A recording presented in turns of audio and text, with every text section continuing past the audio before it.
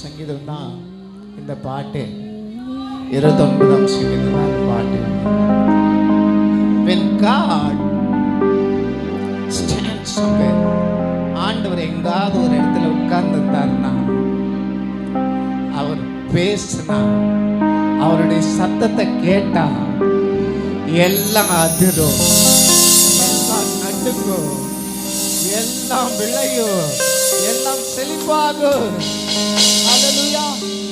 என் கூட சேர்ந்து பகவான்களின் புத்திரரே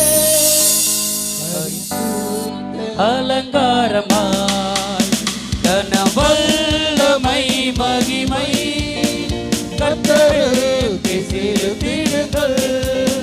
பிதா குமாரன் பரிசுத்த ஆவியின் பொது ஆசீர்வாதம் பெறுக.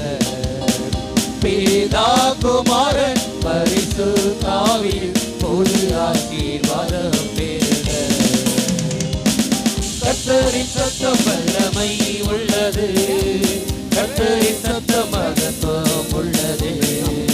இரண்ட தண்ணி மேல் நல பிரவாகமே கர்த்தர் முழங்குகிறார். அல்லேலூயா.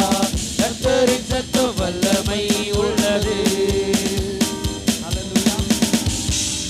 அவருடைய சத்தம் வல்லமை உள்ளது. ஏன் தெரியுமா? ஆதியிலே தேவன் வானத்தையும் பூமியும் சிருஷ்டித்தார் இல்லையா? அதுக்கப்புறம் பூமியானது வெறுமையும் ஒழுங்கின்மையுமாய் இருந்தது. ஆவியானவர் ஜலத்தின் மேல் அசைவாடிக் கொண்டிருந்தார். அப்போ ஒரு சத்தம் ஒன்று வருது. First voice, the very first voice, வெளிச்சம் உண்டாக கடவுது. The very first voice, amen. எல்லாம் இருளும் நீங்கி போயிடுச்சுங்க. ஒரே ஒரு சத்தம் தான், ஒரு குரல் தான், ஒரு வார்த்தை தான். Just say, வெளிச்சம் உண்டாக கடவுது. ஆமென். Hallelujah.